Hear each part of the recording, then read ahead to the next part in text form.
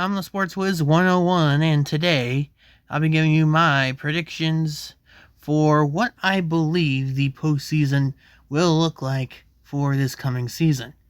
So these seedings are all based on the predictions I put out for the AFC and the NFC. I've put those out over the past couple of weeks. You can check them out on my channel. But today I'll be taking a look at the potential playoff matchups that those predictions would create. So before we get to the actual matchups, why don't we take a look at what the standings are, just as a reminder to everyone. Alright, so in the AFC, the Bills are your 1 seed, the Chiefs 2, Ravens 3, Texans 4, with the Chargers, Bengals, and Patriots getting in as wild cards. Meanwhile, in the NFC, Commanders get the bye, Lions get the 2, then it's the Rams at the 3, Buccaneers at the 4, Eagles, Packers, and Bears all get wild cards. So that said, let's take a look at these playoff matchups. We start with the Chargers and the Texans. These two, of course, went at it last weekend, wild card weekend in Houston, as the Texans going all out there. My main question, I guess, with the Chargers is, can they keep their performance up when they get to the postseason? Because they haven't really done that with Justin Herbert under center.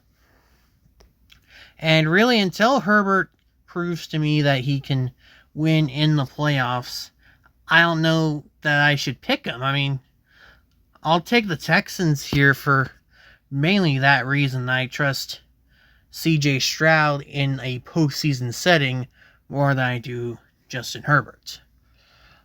Next one should be a great one. Ravens and Bengals go at it. And we've seen what's happened between these two over the past few seasons. Of course, this matchup would take place in Baltimore. And I think I'm taking Cincinnati for similar reasons to why I took the Texans. Because I trust the quarterback of the winning team in a postseason setting more than the quarterback of the losing team. In this case, I trust Burrow in a postseason setting more than I trust Lamar. So that said, we look at the 2-7 matchup. Patriots and Chiefs go at it. And I personally will take the Chiefs to win here. They never get eliminated this early, guys. The Chiefs will defeat the Patriots. I feel like Steve Spagnuolo would make life difficult for Drake May in a potential Chiefs-Patriots matchup. Maybe May would make just enough plays to keep it close, but I still think Kansas City, even a close one, would eventually find a way to end it in their favor, possibly pulling away. So yeah, I'll take Kansas City there. Then we go to the NFC, the Eagles and the Buccaneers in Tampa. This is not a matchup that I think Eagles fans would be thrilled with. And I'll take Tampa because it feels like they are the one team in the league that knows how to dominate the Eagles. And really, until Philly proves that they can win a game against the Buccaneers, it feels like taking Tampa is the logical way to look at it. Packers and Rams go at it. This is the 3-6 matchup at SoFi. You already have some questions surrounding the health of the LA Rams, especially Matthew Stafford. I will say it does sound like he'll play in week 1, but You get to this point of the season, I imagine Stafford not going to be anywhere near 100%. I think Jordan Love would be hungry to create the upset, so I'll take Green Bay to go on the road and take down the Rams. And then the 7-2 matchup would be very interesting. The Chicago Bears and the Detroit Lions would be going at it. Ben Johnson, the new head coach of the Bears, would be going up against his former team. Ben Johnson against the Lions. Be a heck of a matchup. Ultimately, I don't think it's the Bears' time yet. I'll take Detroit in what would be certainly be a raucous atmosphere over at Ford Field. Moving on to the divisional round. Chiefs and Texans go at it. I think in this matchup, the Chiefs' offensive line would be able to potentially neutralize the Texan pass rush. And I think that the Texan offensive line is going to be the weakness of the Texans all year. And I think the Chiefs would take advantage of that. And the Chiefs would win another divisional round game against Houston. But then comes the Bengals and the Bills. This one's going to be a big one. Probably a marquee matchup in the AFC. In this one, you have Burrow versus Allen. Typically, that matchup has resulted in Burrow coming out on top. And the only thing that makes me wonder if that would happen again is Burrow does not have the quality defense that he had back when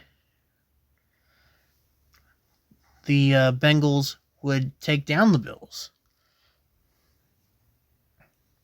I do think he could pick apart that Buffalo defense.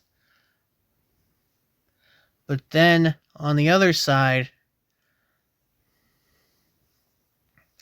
could Cincinnati find a way to stop Josh Allen? That is an interesting question.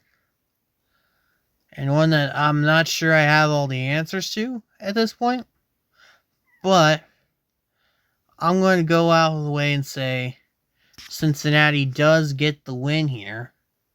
They stop Allen just enough times in order to win this game and make their way back to the AFC Championship.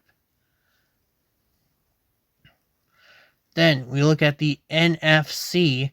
Got a couple of good matchups. Buccaneers, Lions, Packers, Commanders. Let's start with Tampa taking on the Lions. You got two teams that have proven to be good, real good at stopping the run.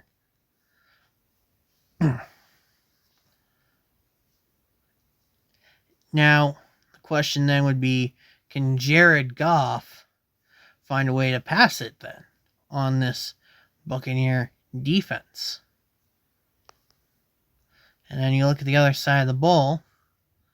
Sure, we could assume that Tampa Bay goes out of their way and can't run the ball.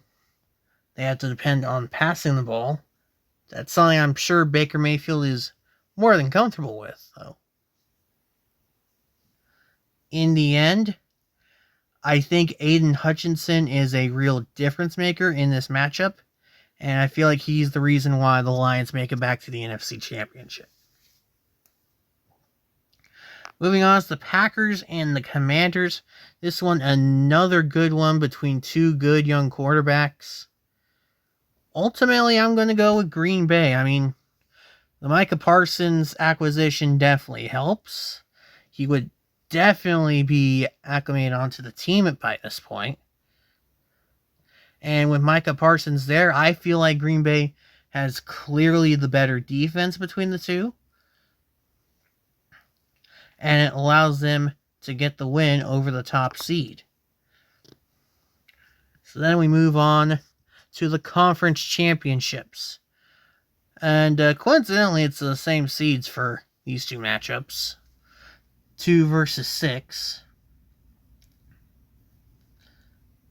Here we have the Bengals and the Chiefs. You know that one would be a great matchup. In the end, I'm going to take my guy Patrick Mahomes. He's going to have a huge go-ahead scoring drive late in the game in order for the Chiefs to beat the Bengals once again.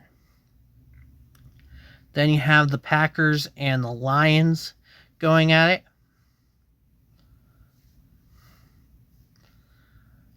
And again, I think Micah Parsons is a bit of a difference maker in this one. I feel like the Packers at times have been close to dethroning the Lions. I think finally this is the time that it happens. Give me Green Bay as the Packers make it back to the Super Bowl. Green Bay taking on Kansas City, of course, a rematch of Super Bowl I.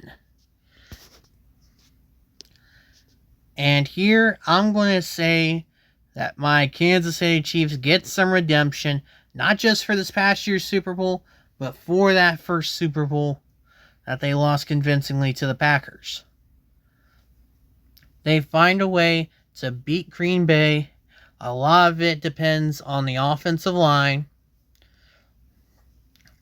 But in the end, they do find a way to slow down Micah Parsons. It allows them to move the ball effectively against that Packer defense and allows them to eventually come away with the win over Green Bay.